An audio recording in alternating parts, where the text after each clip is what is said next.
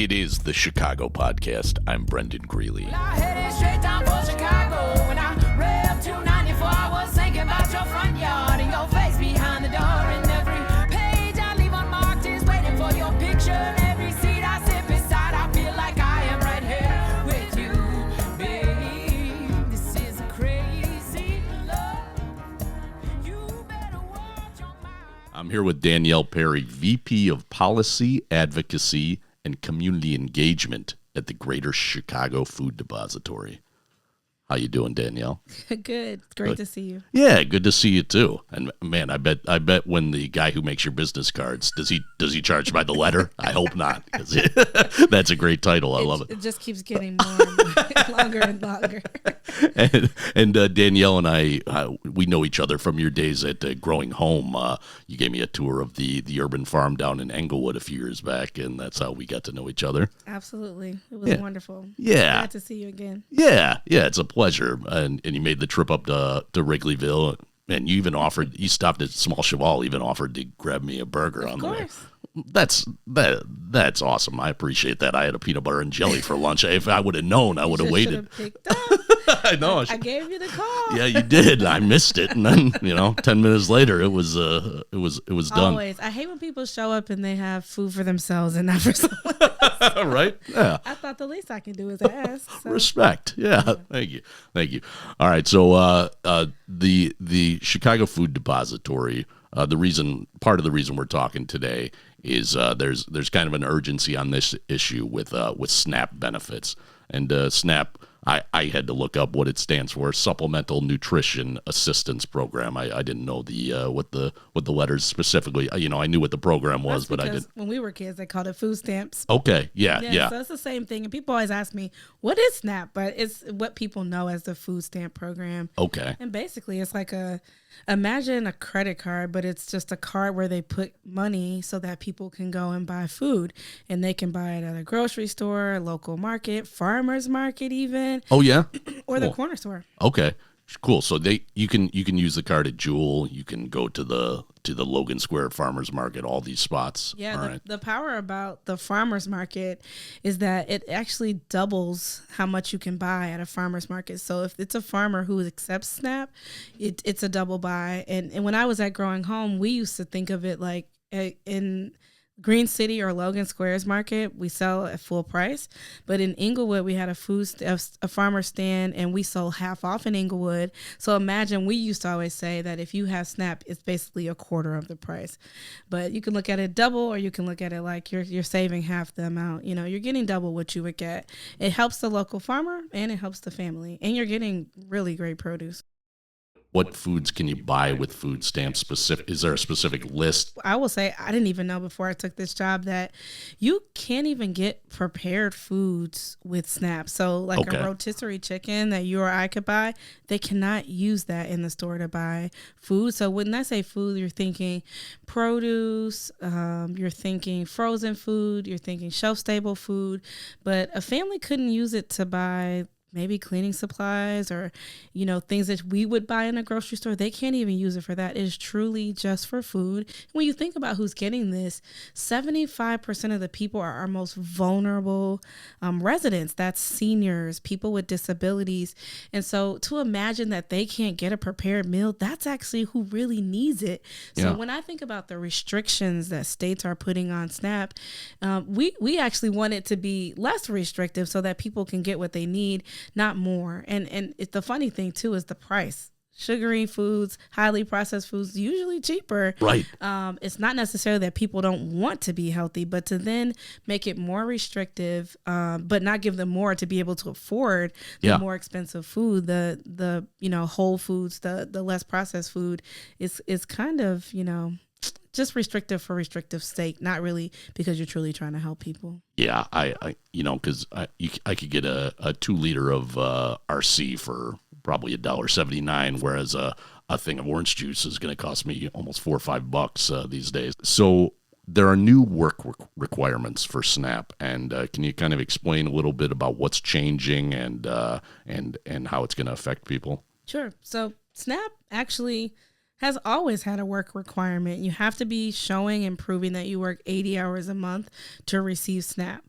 The moment we're in as a state here in Illinois is that there were a lot of exemptions to the rule of who had to work. Okay. And so there were, before the big beautiful bill last summer, there were exemptions like a veteran was exempt or a senior was defined as anybody over 55. But the big beautiful bill just changed who was exempt. They didn't add a work requirement. So before, if you were a veteran, you were exempt. Now, because of the big beautiful bill, that's changed. You are no longer exempt. If you were a senior, 55, you were exempt before the big beautiful bill. Now they moved it up to 65.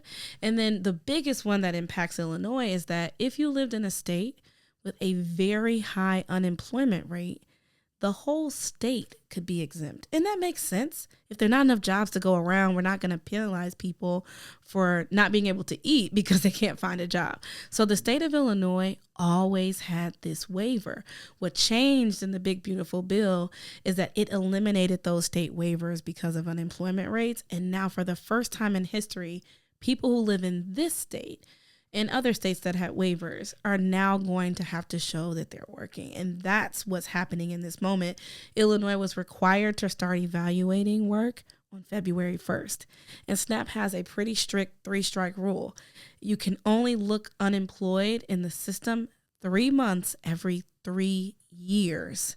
So if you go 3 months without updating that you are in fact working, they will shut down your benefits. And so for us, if they started looking on February 1st, if you didn't work in February and you didn't work in March and you didn't work in April, on May 1st, your benefits will be shut down. And you will not have access to food. So that's the moment we're in as a state because they started looking in February. I think there are just so many people who have no idea this changed. Yeah. Because it's not in the history of our state of having to do it. So we're doing everything we can to spread the word and make sure people know that you have to show that you're working 80 hours a month, or you have to prove that you were exempt altogether and maybe have a disability or meet some other exemption that keeps you from having to work. Okay. Yeah. And, as someone who's been fired from a job before, like that first month, you're just kind of reeling like, 100%. Oh man, what am I going to do? And that's what it's made for. Those inflection points in our lives where you can't manifest a job tomorrow when something like that happens to you. So they give you 3 months every 3 years, but some people don't find something in that amount of time. Yeah, so it's important. That's a really small window to find something in your area of expertise, the job you want to do that you can do and that will hire you. I mean, that's a tight window, 3 months. It is. But the benefit is that you could work the 80 hours or you can volunteer the 80 hours or you can be an approved SNAP employment and training program. And that's a benefit that, okay, maybe you don't find that job, but if you can volunteer, I think that saves every person if they can do the volunteerism. Sure. And then the state has even approved an online job training program that you could do online hours. That's incredible because between working, volunteering, and even doing an online job program, I think we can get everybody what they need.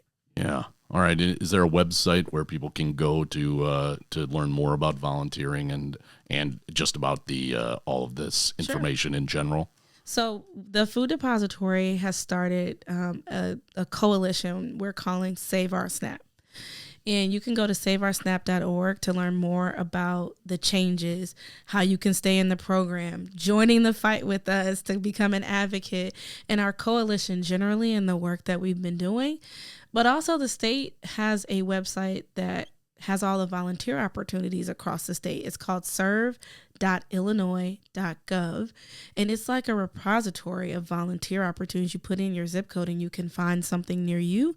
And then on the other side of the online job training I was telling you about, the website for that is jobreadyil.com. So those are 2 websites that could help any person to be able to deal with this. But the number one thing people should do is see if they're exempt. If you have some kind of like physical or mental challenge that keeps you from being able to keep a job, if you're pregnant, if you're a caregiver, there's just so many exemptions.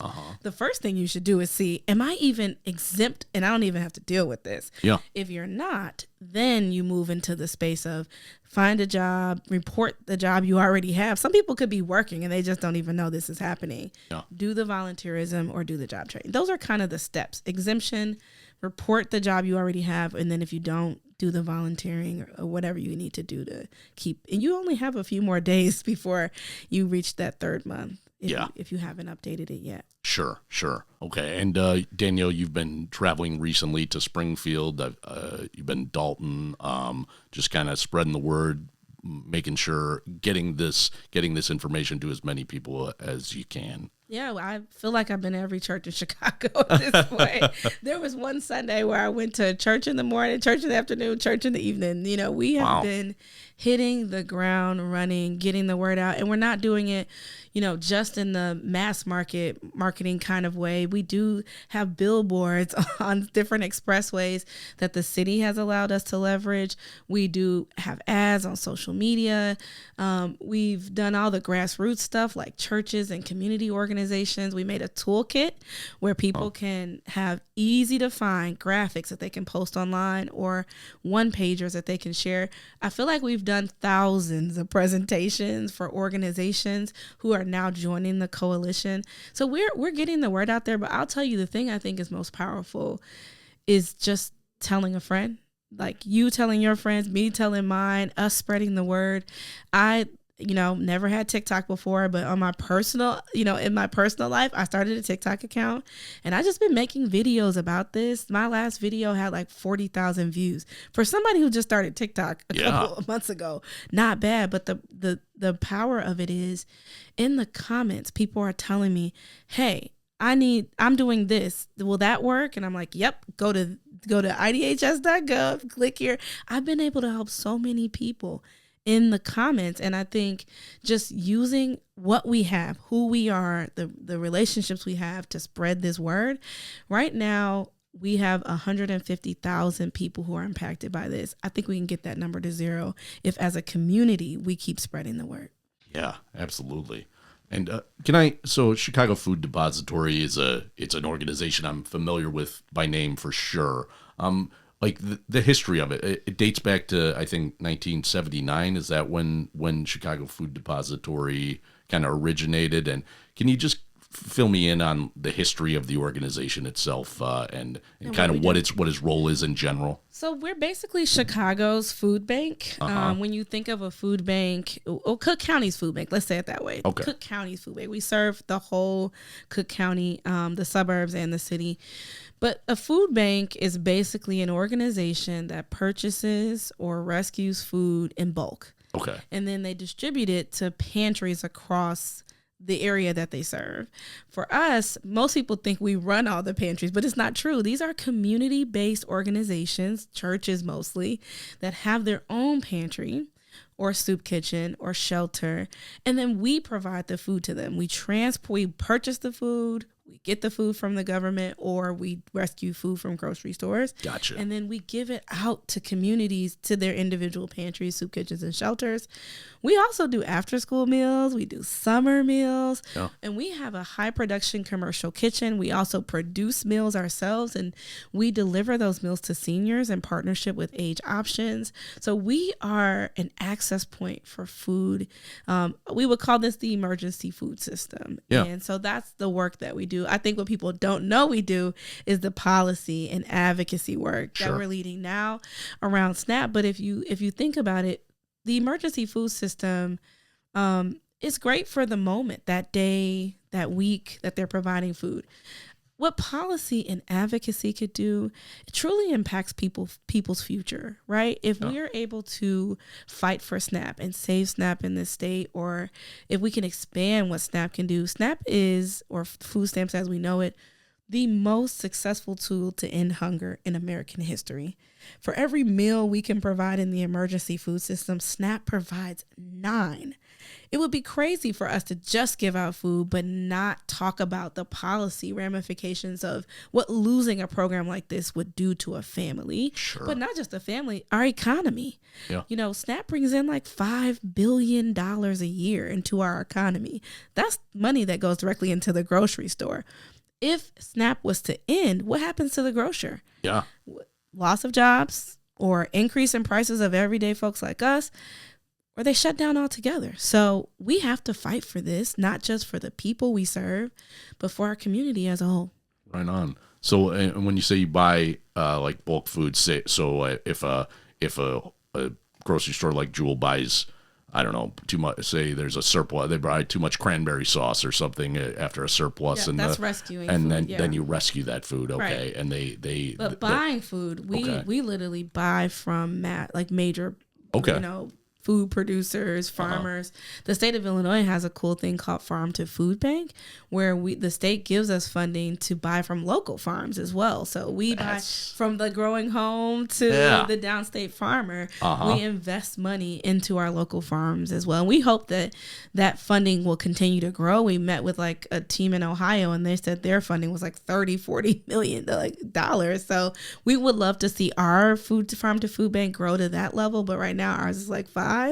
And we split that amongst all the food banks in the state, which is 7. There's 7 of us. But that's the power of the dollar, of how it can help the family, but it can also help the local farmer as well. Yeah, and farmers are going through tough times right now, and it's Illinois, biggest producer of pumpkins, I think. We're big on. We got corn. We got soybeans, right. we got all these And crucial we foods. try to support our local farms as much as we can. The ones right here in Chicago, the ones all across the state.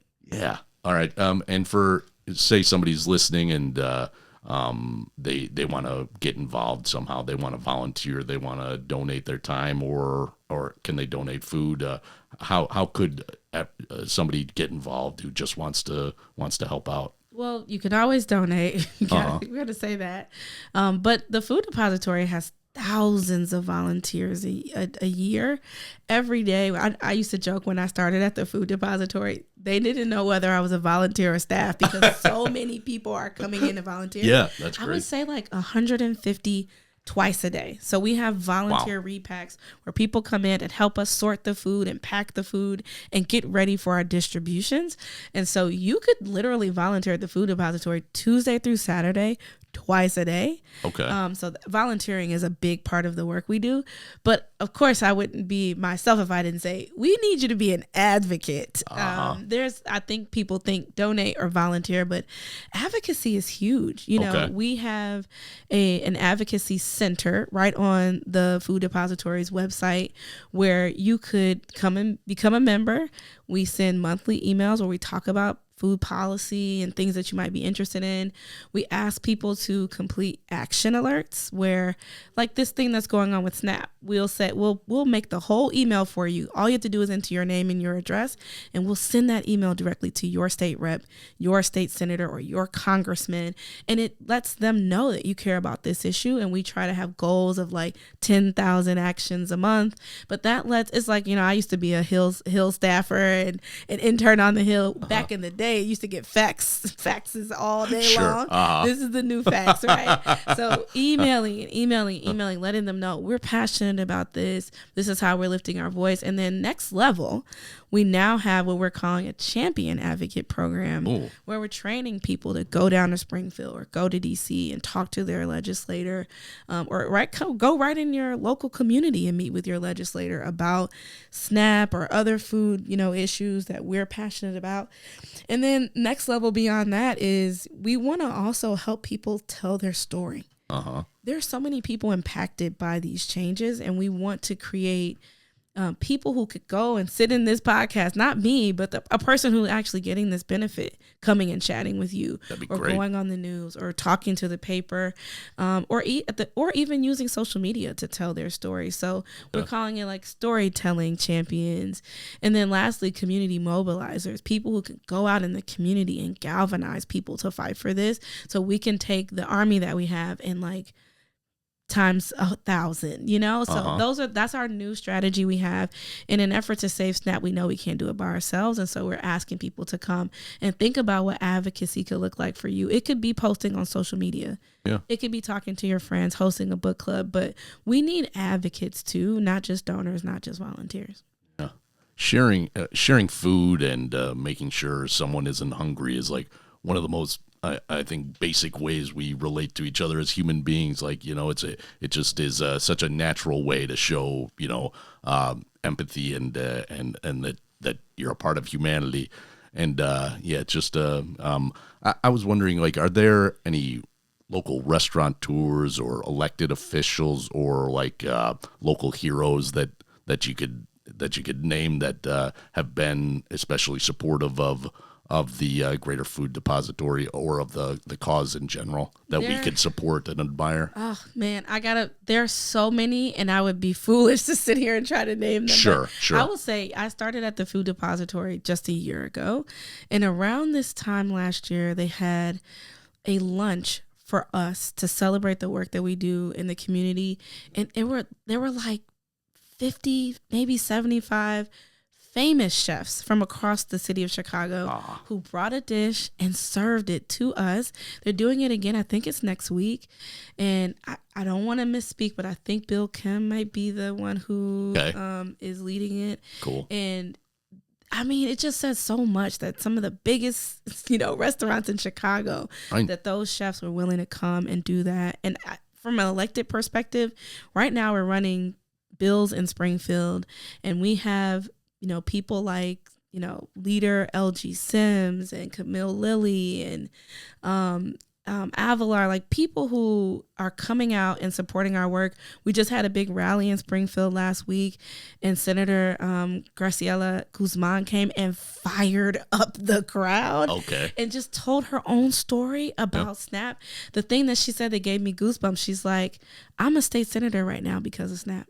And I'm like, I love that. She was telling the story about how SNAP helped her family and how that made it so that they could have food. And she was able to go to school and learn, and just kind of got all the way to the part where she was an organizer. And then eventually, and I'm a state senator now, but these are the things you get in life that help you to get to where you are. And this is one of the things I count as a benefit for my family that truly helped us.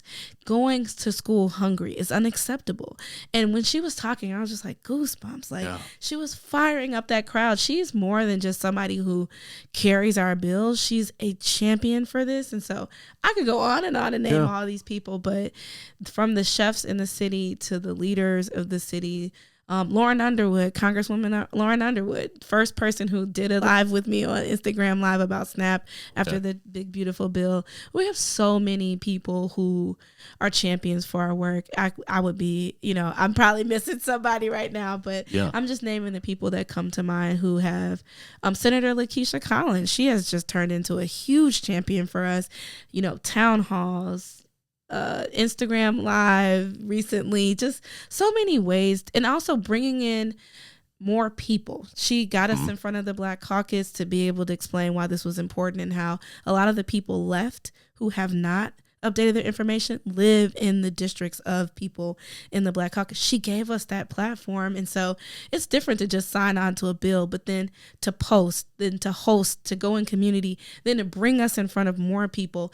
I call that a champion, and we're defining that internally so that when this is all over, we can give praise to the people who really stood up. And so I'm naming some of the ones that come to mind.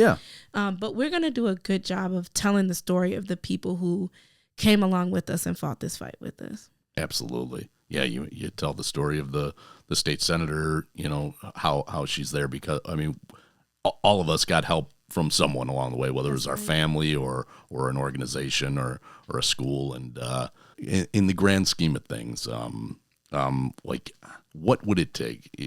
I know on the Greater Food Depository of Chicago's website, it's the goal is to end hunger. What would it take, like in a real way, in a realistic way, to end hunger for in Chicago, nationwide, worldwide? I know that's a big question, and I don't expect you to. I don't expect you to have a full answer for that. But like, what would it take, just to, in your from your perspective, from how you see it? I think it's the right question, right? Yeah. It's if we're going to end hunger, we have to have a strategy to do so. I think there's so many parts of it. There is clearly, I think the emergency food system will likely exist in the fight for hunger. Either way, we have to think about what strategies we would have to employ to make sure we're showing up in a way that serves everybody and continue to do that as an emergency food system. I think there's also a strategy around the benefit programs people qualify for but are not quite signed up for or leveraging. Okay. Whether that be WIC, whether that be SNAP, thinking of all the different ways that people, even child tax credit, or, every little thing that could put money in the pocket of the person who could be able to afford. I think that's another strategy of supporting to reduce the gap of people who are not leveraging the things that could truly help them from a financial perspective. Policy and advocacy is a big part of that. We have to stand up for policies that can help people be able to afford. And that's beyond food. When you think about the root causes of hunger, it's not just, whether a person has food or not and food security. Yeah. What's underneath that? Why are they food insecure? Why are they in the pantry line to begin with? It's about the fact, access to jobs, access to housing. I think education is squarely a part of that as well. But what are the reasons people are hungry? And then from a policy perspective, we have to stand up for the root causes of hunger to move policy for all those things. It can't just be food. And I want legislators to get comfortable with seeing us as the food depository stand up for things that are root causes. So they're not surprised when we're supporting a housing bill. They're not surprised when we're pushing for transportation, because that impacts food access, economic stability, and development. So we're going to continue to grow out our policy effort. I think that's one. Workforce development is a part of that. Having money and being able to afford food is going to help people in hunger. Getting the job that is more than a job, but a career that helps you to do more than survive, but thrive. That's a part of how we end hunger as well. I think those are a part of the recipe of what we're looking at when you look at our strategic plan. Those are the pillars. And we believe all those things at its best will lend to no one going hungry.